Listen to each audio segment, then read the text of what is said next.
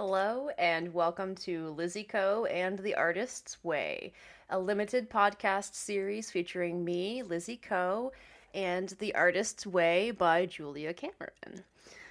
Um, this is episode 4, in which we investigate week 2 and check in on how week 1 went. Week 1 was titled Recovering a Sense of Safety, and we're just going to do the check in and we'll take it from there. First question in the check in: how many days this week did you do your morning pages? So this week I did them 5 out of 7 days.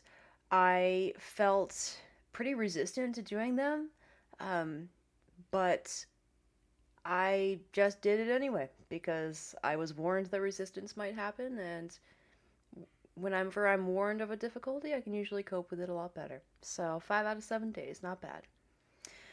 Um, it asks next if I did the artist date this week. I did. If you scroll down, you'll see that I included a photo collage of my experience on my artist date. I kept it simple. I just took a little walk around my neighborhood. I stopped at a local diner, got some just greasy hash browns that were very good, and then just walked on back to home. And both there and back, I just focused on all of the little details around me, all of the architecture, all of the little plants growing in unexpected places, and it felt great. So I'm looking forward to the next artist date that I choose for myself. Final question in the check in asks: were there any other issues this week that you consider significant for your recovery? Describe them. Um, I didn't really experience any issues beyond just getting really busy in my work life towards the end of the week and not really having much time to reflect on this stuff. So I found that the first few days, because I'm starting these weeks with my weekend, so I'm finding that the first few days I'm really good at including that in my day, and then by the time I'm reaching the end of my work week, I am just feeling pretty cooked. So perhaps that's a sign that I need to find some more balance. Good job, Artist Way. So, that all being said, I'm going to do something similar to last week. I'm going to read through week 2, which is titled Recovering a Sense of Identity, and I'm just going to editorialize wildly along the way. So, let's dive in and explore it together. Week 2: Recovering a Sense of Identity. Going sane. Trusting our creativity is a new behavior for many of us. It may feel quite threatening initially, not only to us but also to our intimates. We may feel and look erratic. This erraticism is a normal part of getting unstuck, pulling free from the muck that has blocked us. It is important to remember that at first flush, going sane feels like going crazy. There is a recognizable ebb and flow to the process of recovering our creative selves. As we gain strength, so will some of the attacks of self-doubt. This is normal, and we can deal with these stronger attacks when we see them as symptoms of recovery. I feel like my experience with this was gaining strength and then facing more external attacks on my self-worth. It was something that came up in my exploration of some of the prompts last week.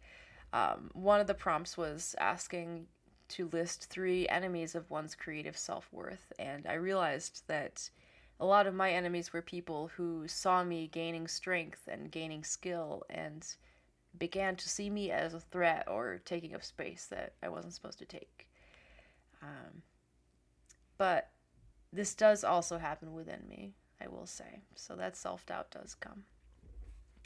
Common self-attacks are: okay, so I did okay this week, but it's just a temporary thing. Okay, so I got the morning pages done. I probably did them wrong. Okay, so now I need to plan something big and do it right away. I'm very guilty of that one. Who am I kidding? I'll never recover. Not right away, not ever. These attacks are groundless but very convincing to ourselves. Buying into them enables us to remain stuck and victimized. Just as a recovering alcoholic must avoid the first drink, the recovering artist must avoid taking the first think. As someone who's been sober for over 5 years now, I can relate to that a lot. It really is just a matter of not placing yourself in that situation. Just don't do it in the first place, which is extremely easier said than done.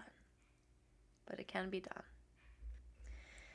For us, that think is really self-doubt. I don't think this is any good.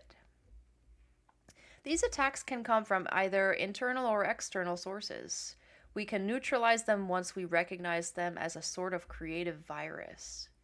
Affirmations are a powerful antidote for self-hate, which commonly appears under the mask of self-doubt. This was another experience I had in this past week. Another exercise I was invited to do was to make a list of what they call blurts, which are these negative anti-affirmations in my head, and to reframe them as a positive affirmation. So things like, I am a burden to those around me, I reframed into I have flaws and needs like any other human, and that is in fact what makes me lovable, not something that is exhausting to others. So I found I think I have a lot more good work to do with affirmations in that way. So again, good job, Artist's Way. You got me. Moving on. Early in our creative recovery, self-doubt can lure us into self-sabotage.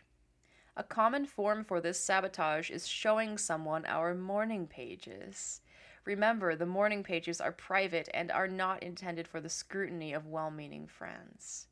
One newly unblocked writer showed his morning pages to a writer friend who was still blocked. When she critiqued them, he blocked again. Yeah, that tends to be a thing.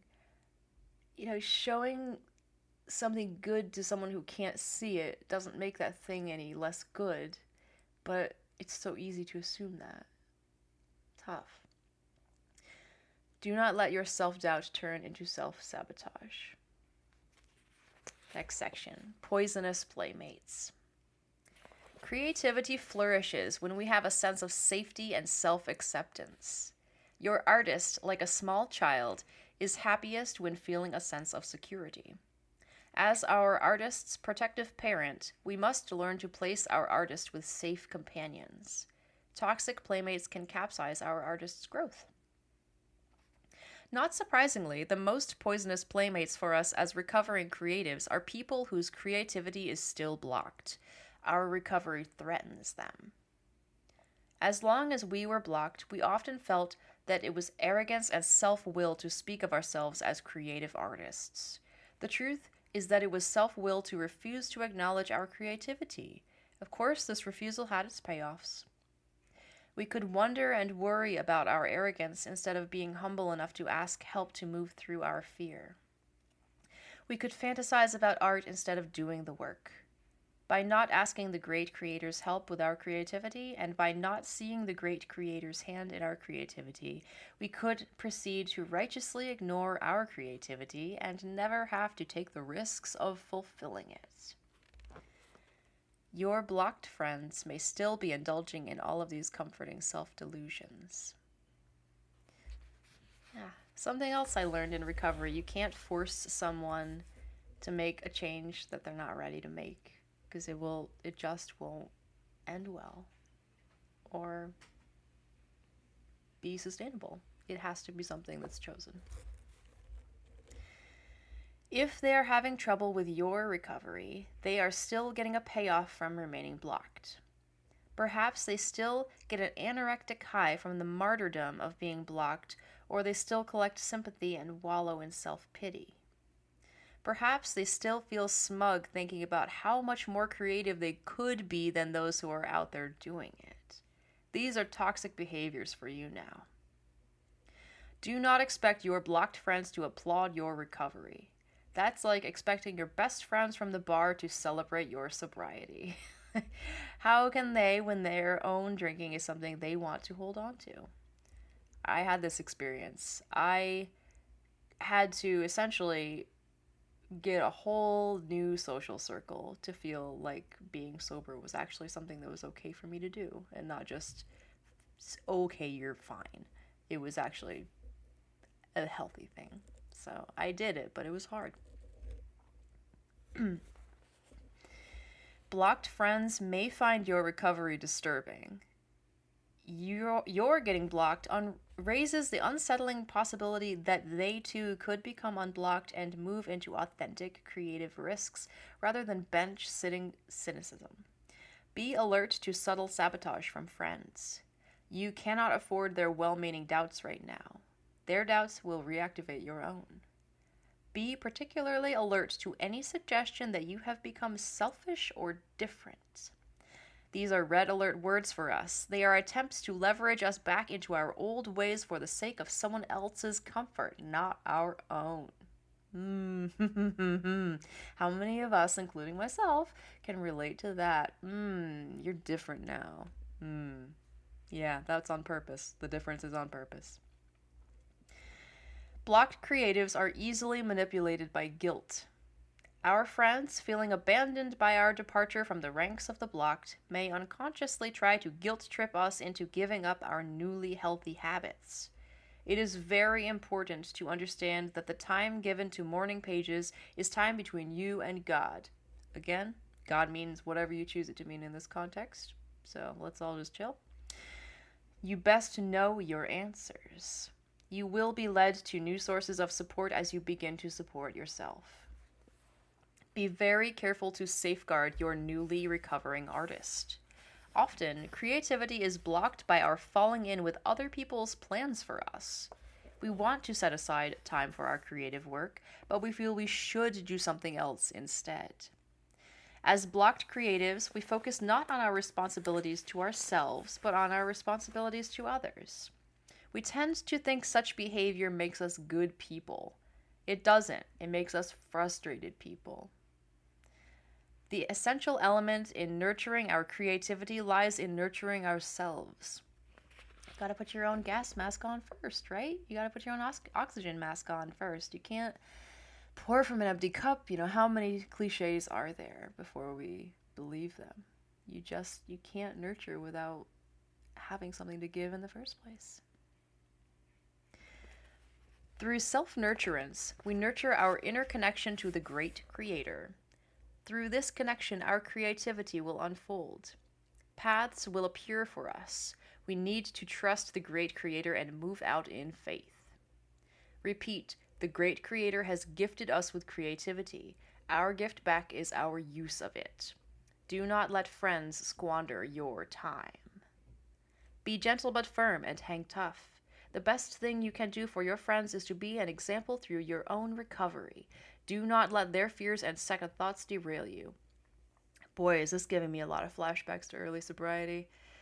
Yeah, I spent a lot of time in AA meetings in the first year or so of my recovery from alcohol, and a lot of this sounds like what I heard from the old timers. Soon enough, the techniques you learn will enable you to teach others. Soon enough, you will be a bridge that will allow others to cross over from self-doubt into self-expression. For right now, protect your artist by refusing to show your morning pages to interested bystanders or to share your artist date with friends. Draw a sacred circle around your recovery. Give yourself the gift of faith. Trust that you are on the right track. You are. That's what I'm doing right now. I have decided to record all of these in advance before releasing any of them. So I am just trusting that I'm going to have the motivation to complete this and that something that I'm going to want to share with the world once it's done. As your recovery progresses, you will come to experience a more comfortable faith in your creator and your creator within. You will learn that it is actually easier to write than not write, paint than not paint, and so forth. You will learn to enjoy the process of being a creative channel and to surrender your need to control the results. You will discover the joy of practicing your creativity. The process, not the product, will become your focus. Your own healing is the greatest message of hope for others. Crazy makers. A related thing creatives do to avoid being creative is to involve themselves with crazy makers. Crazy makers are those personalities that create storm centers. They are often charismatic, frequently charming, highly inventive, and powerfully persuasive.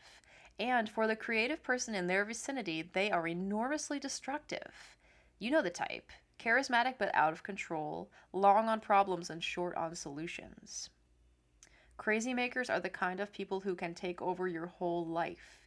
To fixer-uppers, they are irresistible. So much to change, so many distractions.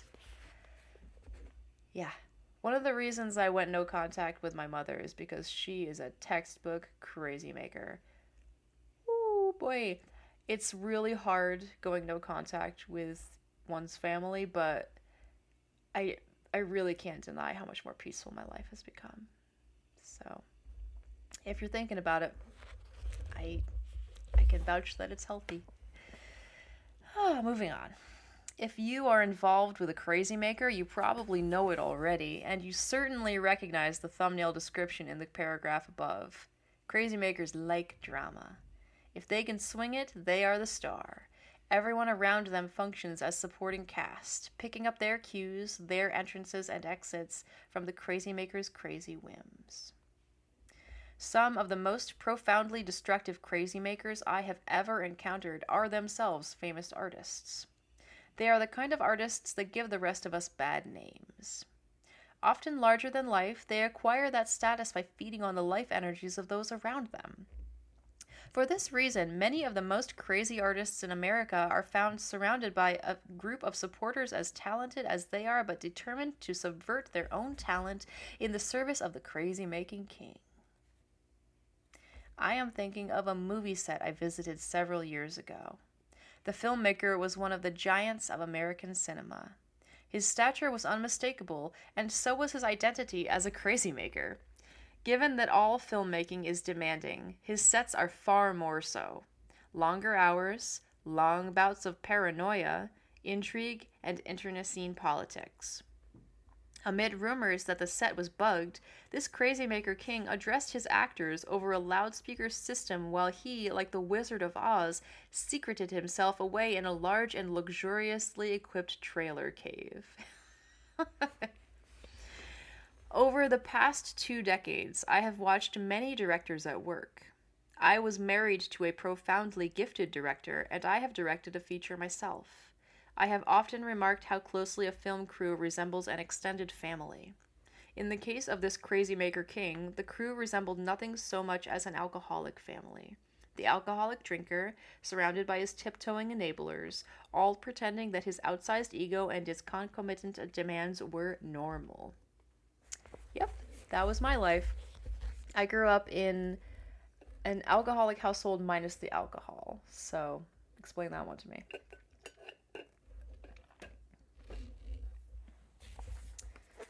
Moving on. On that crazy maker's set, the production lurched off schedule and over budget from King Baby's unreasonable demands. A film crew is essentially a crew of experts, and to watch these estimable experts become disheartened was a strong lesson for me in the poisonous power of crazy making. Brilliant set designers, costume designers, sound engineers, not to mention actors, became increasingly injured as the production ran its devastating course. It was against the crazy making director's personal dramas that they struggled to create the drama that was meant to go on screen. Like all good movie people, this crew was willing to work long hours for good work. What discouraged them was working those hours in the service of ego instead of art.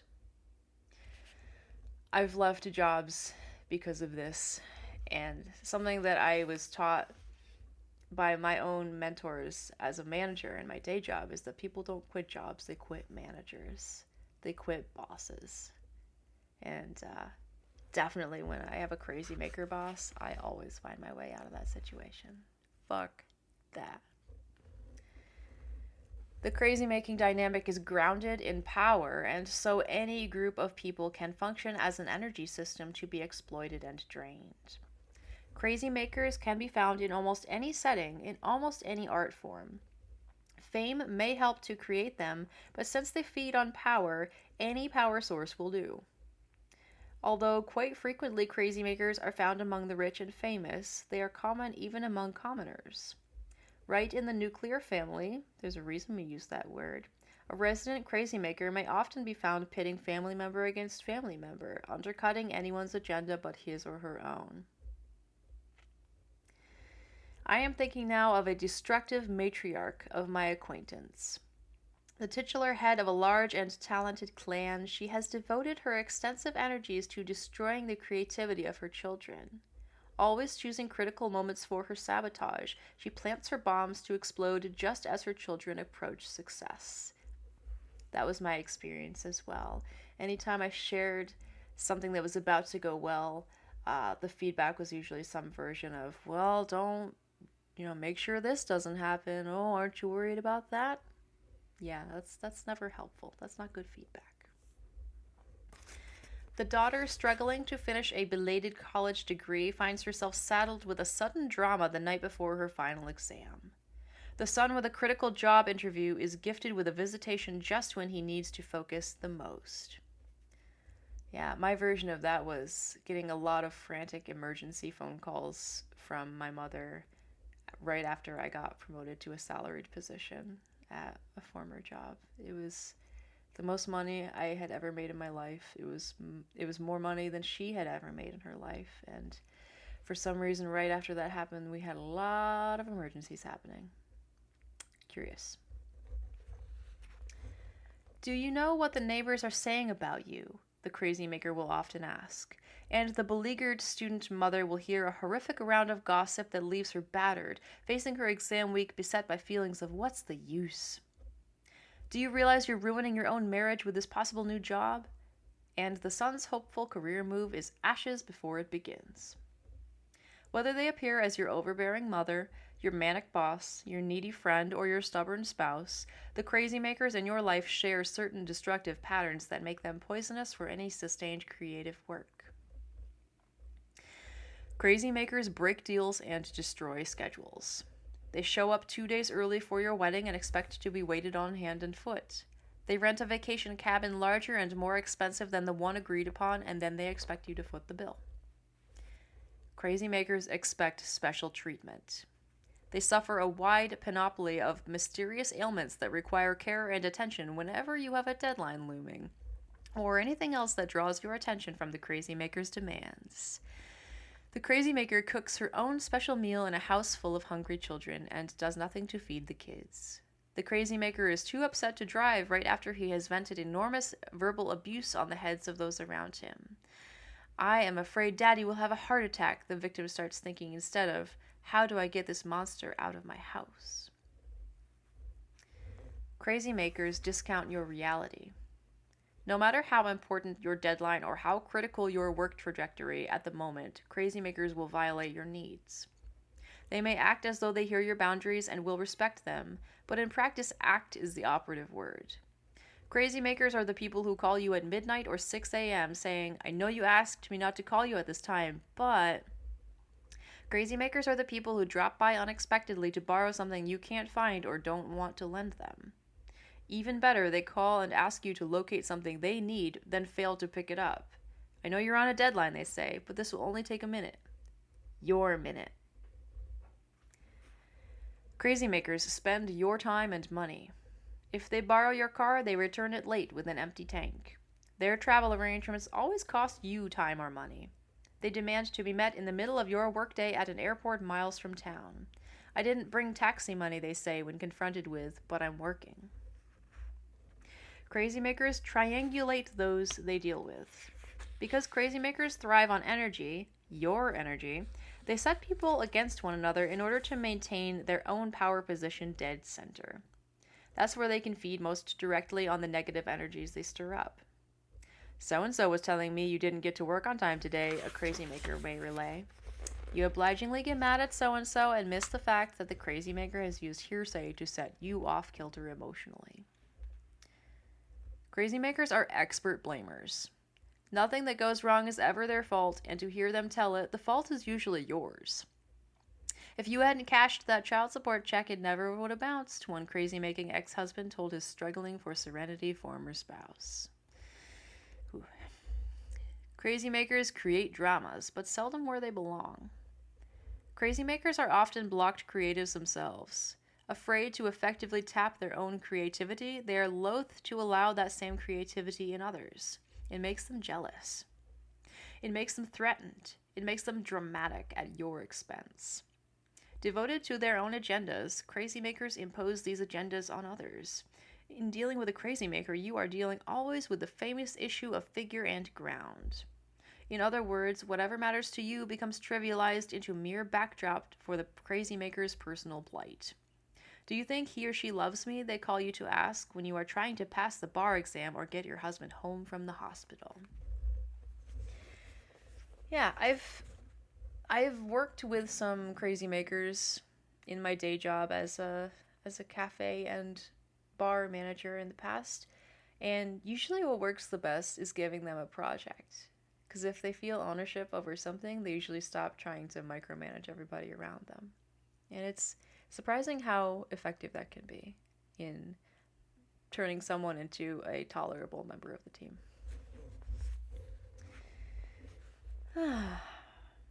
Crazy makers hate schedules, except their own. In the hands of a crazy maker, time is a primary tool for abuse. If you claim a certain block of time as your own, your crazy maker will find a way to fight you for that time, to mysteriously need things, meaning you, just when you need to be alone and focused on the task at hand. I stayed up until 3 last night. I can't drive the kids to school. The crazy maker will spring on you the morning you yourself must leave early for a business breakfast with your boss. Crazy makers hate order. Chaos serves their purposes. When you begin to establish a place that serves you and your creativity, your crazy maker will abruptly invade that space with projects of his or her own. What are all these papers, all this laundry on top of my work table, you ask? I decided to sort my college papers, to start looking for the matches for my socks. Crazy makers deny that they are crazy makers. They go for the jugular. I am not what's making you crazy, your crazy maker may say when you point out a broken promise or a piece of sabotage. It's just that we have a rotten sex life. If crazy makers are that destructive, what are we doing involved with them? The answer, to be brief but brutal, is that we're crazy ourselves and we are that self-destructive. Really? Yes. As blocked creatives, we are willing to go to almost any lengths to remain blocked. As frightening and abusive as life with a crazy maker is, we find it far less threatening than the challenge of a creative life of our own. Yeah, I can relate to that. I spent a long time in therapy trying to see that a different version of life was actually the one I needed to be living. I spent a long time gravitating toward crazy makers like this, and I can definitely get that feeling of just wanting familiarity and not wanting to do that hard work and not wanting to change. Even if that change is gonna mean something healthier down the road, the immediate familiarity is very seductive. Moving on. What would happen then? What would we be like? Very often, we fear that if we let ourselves be creative, we will become crazy makers ourselves and abuse those around us. Using this fear as our excuse, we continue to allow others to abuse us. If you are involved now with a crazy maker, it is very important that you admit this fact.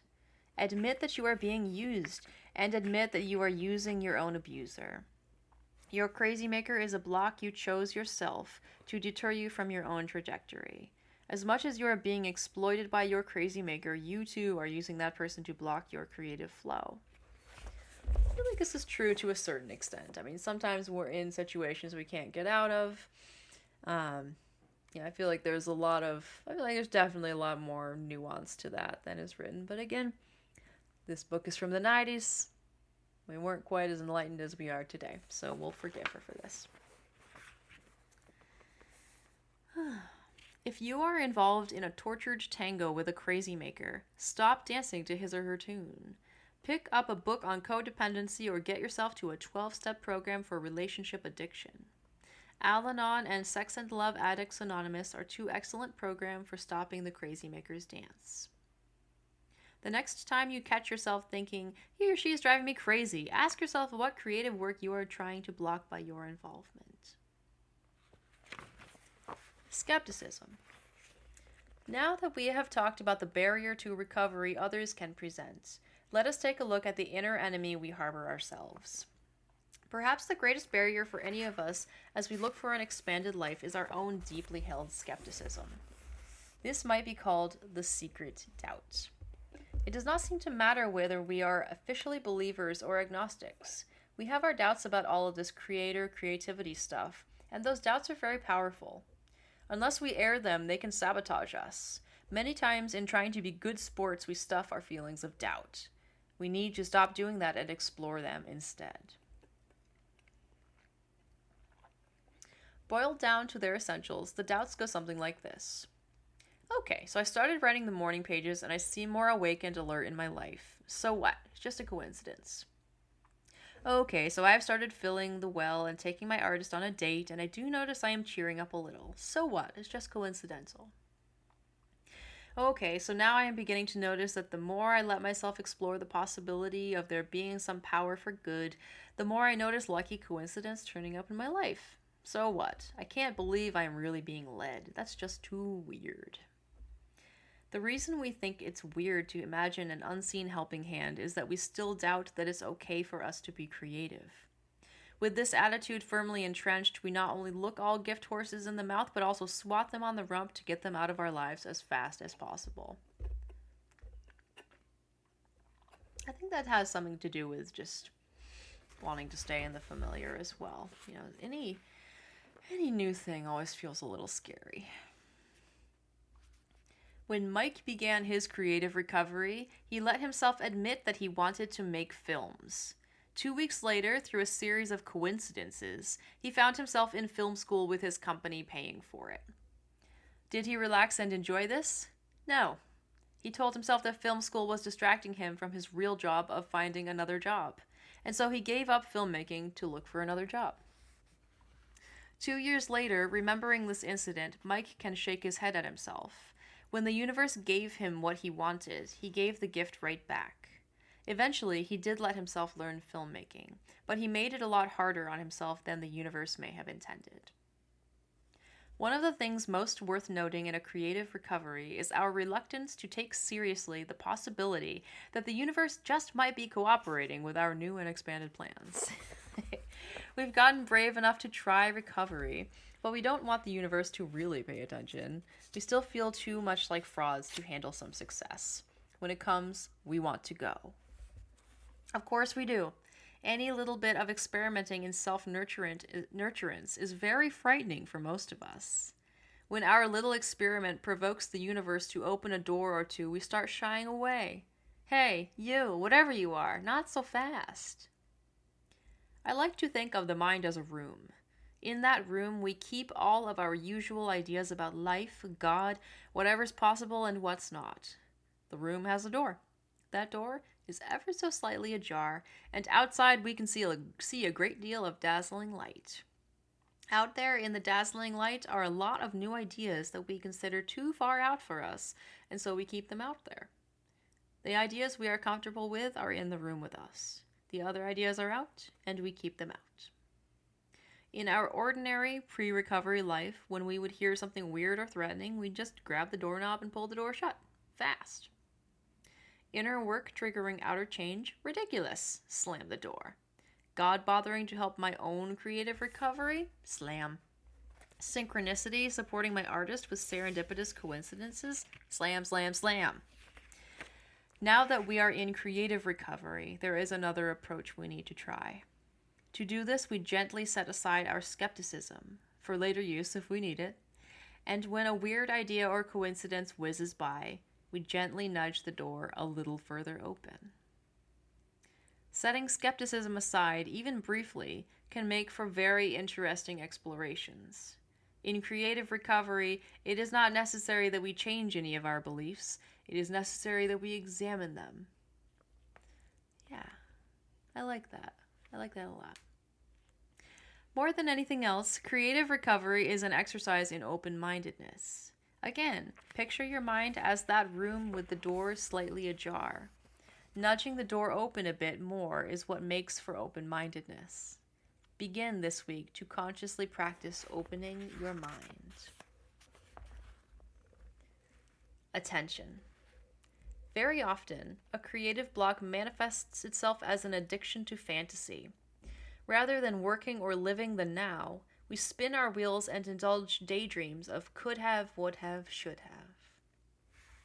One of the great misconceptions about the artistic life is that it entails great swaths of aimlessness. The truth is that a creative life involves great swaths of attention. Attention is a way to connect and survive. Yeah, I can relate to that. I can tell how I'm doing mental health wise by whether I'm willing to look at trees and plants as I walk around the neighborhood, or whether I just feel like I need to shut everything out and just get from point A to point B. I think that tells me a lot about what kind of state I'm in. Flora and fauna reports I used to call the long, winding letters from my grandmother. That's funny. The forsythia is starting, and this morning I saw my first robin. The roses are holding even in this heat. The sumac has turned, and that little maple down by the mailbox. My Christmas cactus is getting ready. I followed my grandmother's life like a long home movie, a shot of this and a shot of that, spliced together with no pattern that I could ever see. Dad's cough is getting worse. The little Shetland looks like she'll drop her foal early. Joanne is back in the hospital at Anna. We named the new boxer Trixie, and she likes to sleep in my cactus bed. Can you imagine? I could imagine. Her letters made that easy. Life through Grandma's eyes was a series of small miracles. The wild tiger lilies under the cottonwoods in June, the quick lizard scooting under the gray river rock she admired for its satiny finish. Her letters clocked the seasons of the year and her life. She lived until she was 80, and the letters came until the very end. When she died, it was as suddenly as her Christmas cactus. Here today, gone tomorrow. She left behind her letters and her husband of 62 years. Her husband, my grandfather Daddy Howard, an elegant rascal with a gambler's smile and a loser's luck. Boy, that's a hell of a description. Had made and lost several fortunes, the last of them permanently. He drank them away, gambled them away, tossed them away the way she threw crumbs to her birds. He squandered life's big chances the way she savored the small ones. That man, my mother would say. How many women in that generation were just saddled with some just like ridiculous men, and they just had to hold all the pieces together? Oh my God. She sounds a lot like my grandmother. My grandmother lived with that man in tiled Spanish houses, in trailers, in a tiny cabin halfway up a mountain, in a railroad flat, and finally in a house made out of ticky-tacky where they all look just the same. I love that I understand that reference because I grew up in like a Depression-era household. Yeah, it's a song reference if you don't know. I don't know how she stands it, my mother would say, furious with my grandfather for some new misadventure. She meant she didn't know why.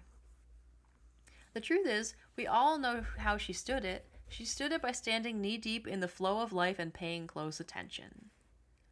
My grandmother was gone before I learned the lesson her letters were teaching.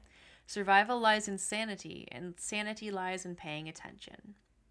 Yes, her letters said, Dad's cough is getting worse, we have lost the house, there is no money and no work, but the tiger lilies are blooming, the lizard has found that spot of sun, the roses are holding despite the heat. My grandmother knew what a painful life had taught her. Success or failure, the truth of a life really has little to do with its quality. The quality of life is in proportion always to the capacity for delight. The capacity for delight is the gift of paying attention. So true. So true. I have always found that I have whatever day I decide I'm going to have. If I choose to decide that today is a shitty day, then my brain's really good at finding all the reasons that it's a shitty day. But if I decide that I'm having an awesome day, my brain gets really excited to find all the reasons why it's awesome. So I think you've got a good point here. In a year when a long and rewarding love affair was lurching gracelessly away from the center of her life, The writer May Sarton kept a journal of solitude. A journal of a solitude, excuse me. In it, she records coming home from a painful weekend with her lover, entering her empty house. I was stopped by the threshold of my study by a ray on a Korean chrysanthemum. Oh my god, I can't say that word. Chrysanthemum. Lighting it up like a spotlight, deep red petals and a Chinese yellow center. Seeing it was like getting a transfusion of autumn light. It's no accident that May Sarton uses the word transfusion.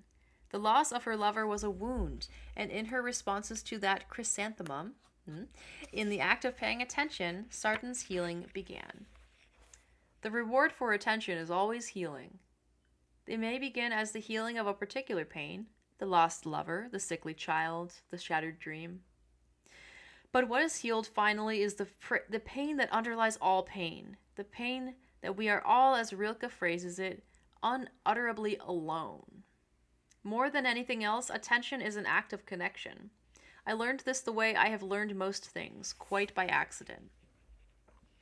Yeah, I've learned this as well. I work with a wide range of generations in my day job as a cafe manager. You know, we have everyone from very, very small babies to very, very old adults. And what I've noticed is that everybody, regardless of how old they are or their background, really likes it when I just give them some eye contact, be with them, pay attention to them, and act like I care about what's going to happen next. Yeah, people just really want to feel like somebody is paying attention. When my first marriage blew apart, I took a lonely house in the Hollywood Hills. My plan was simple. I would weather my loss alone. I would see no one, and no one would see me until the worst of the pain was over. I would take long, solitary walks, and I would suffer. As it happened, I did take those walks, but they did not go as planned. 2 curves up the road behind my house, I met a gray striped cat. This cat lived in a vivid blue house with a large sheepdog she clearly disliked. I learned all this despite myself in a week's walking. We began to have little visits, that cat and I, and then long talks of all we had in common, lonely women. Both of us admired an extravagant salmon rose that had wandered across a neighboring fence. Both of us liked watching the lavender float of jacaranda blossoms as they shook loose from their moorings. Alice, I heard her called inside one afternoon, would bat at them with her paw. By the time the jacarandas were done, an unattractive slatted fence had been added to contain the rose garden. By then, I had extended my walks a mile farther up and added to my fellowship other cats, dogs, and children. By the time the salmon rose disappeared behind its fence, I had found a house higher up with a walled Moorish garden and a vitriolic parrot I grew fond of. Colorful, opinionated, highly dramatic, he reminded me of my ex-husband. Pain had become something more valuable. Experience. Yeah, it's really nice to be reaching that point in my own life where the things that caused me a lot of pain when I was growing up have now turned into life experience I can use to help keep myself safe. Writing about attention, I see that I have written a good deal about pain. This is no coincidence. It may be different for others, but pain is what it took to teach me to pay attention. In times of pain, when the future is too terrifying to contemplate and the past too painful to remember, I have learned to pay attention to right now. I do that too. I get migraines, and that I have found has been really helpful to just sit in the moment and remember that it's just that moment. It's not the future. It's not the past. It's just right now. It helps. The precise moment I was in was always the only safe place for me. Each moment taken alone was always bearable. In the exact now, we are all always all right. Yesterday the marriage may have ended. Tomorrow the cat may die. The phone call from the lover, for all my waiting, may not ever come, but just at the moment, just now, that's all right. I am breathing in and out. Realizing this, I began to notice that each moment was not without its beauty. The night my mother died, I got the call, took my sweater, and set out up the hill behind my house. A great snowy moon was rising behind the palm trees. Later that night, it floated above the garden, washing the cactus silver. When I think now about my mother's death, I remember that snowy moon. The poet William Meredith has observed that the worst that can be said of a man is that he did not pay attention. When I think of my grandmother, I remember her gardening, one small brown breast slipping unexpectedly free from the halter top of the little print dress she made for herself each summer. I remember her pointing down the steep slope from the home she was about to lose to the cottonwoods in the wash below. The ponies like them for their shade, she said. I like them because they go all silvery in their green. That's nice. So now we have some tasks, and she has also listed some rules for the road. So, rules of the road, I'm going to read those first, then the tasks for week 2. Rules of the road. In order to be an artist, I must 1. Show up at the page. Use the page to rest, to dream, to try. 2. Fill the well by caring for my artist. 3. Set small and gentle goals and meet them. 4. Pray for guidance, courage, and humility. 5. Remember that it is far harder and more painful to be a blocked artist than it is to do the work.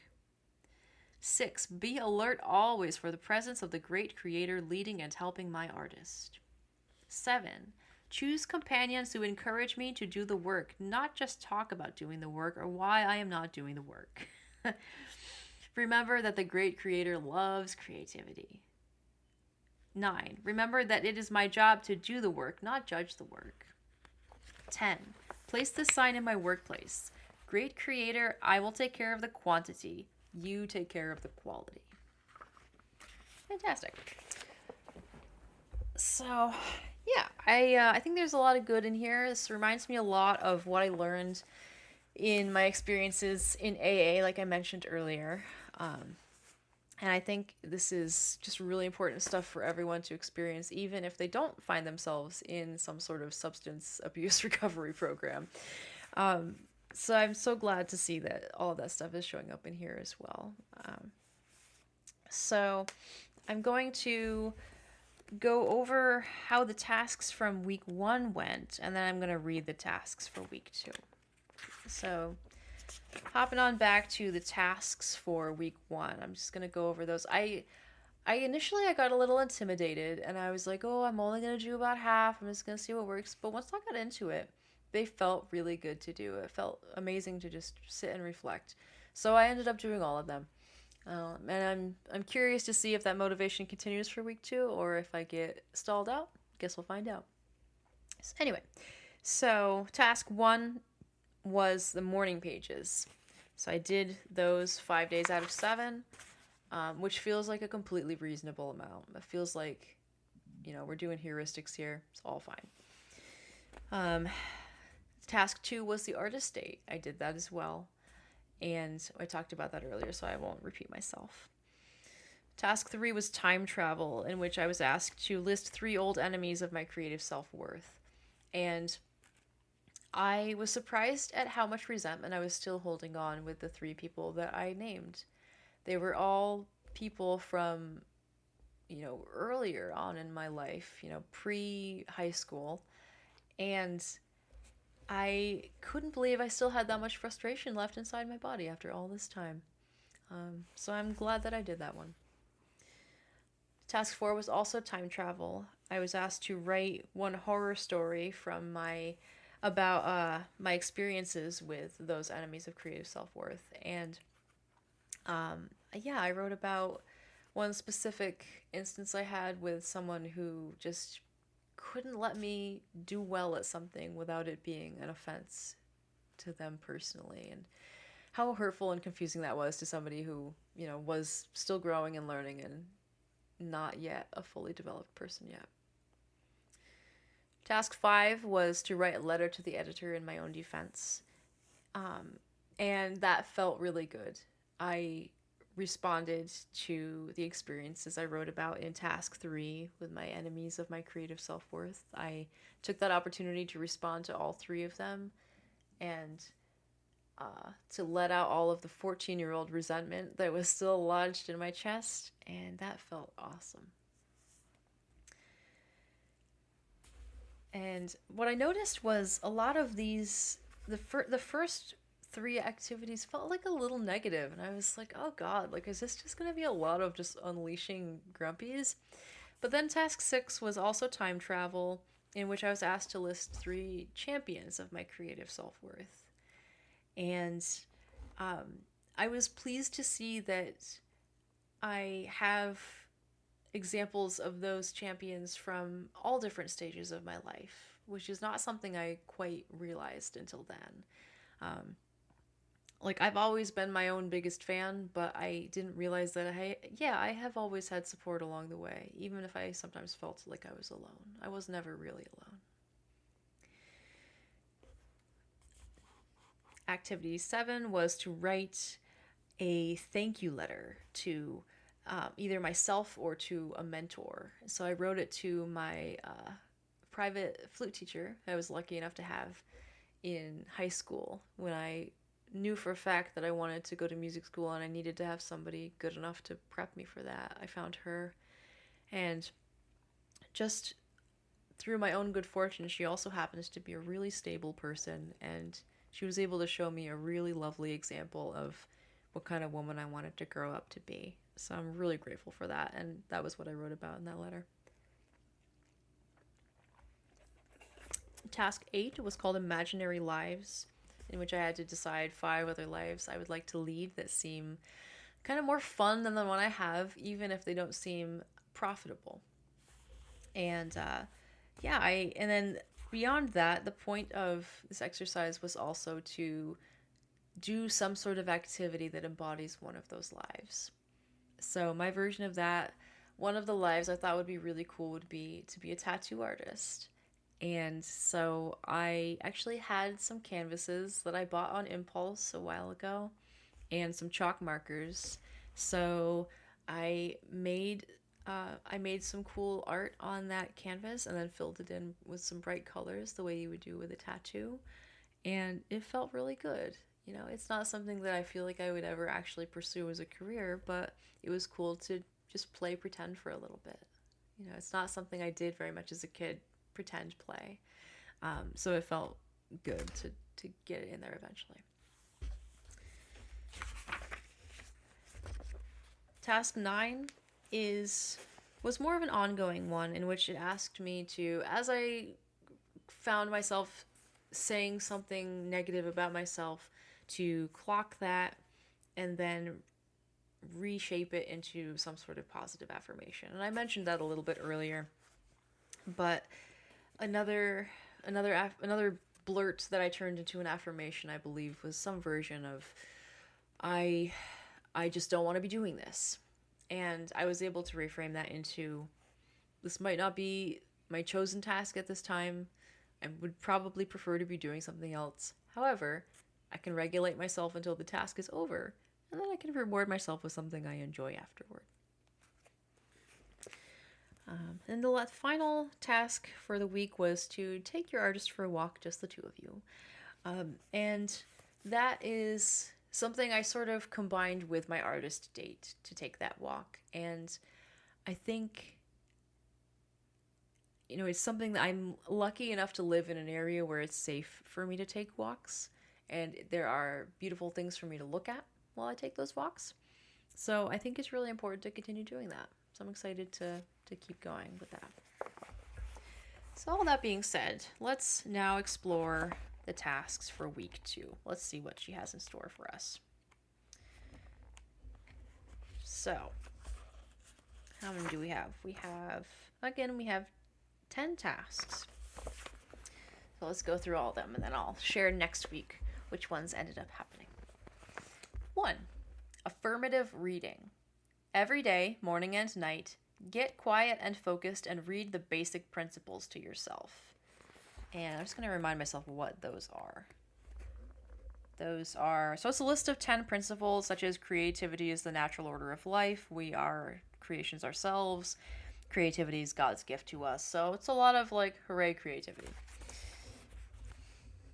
Be alert for any attitudinal shifts. Can you see yourself setting aside any skepticism yet?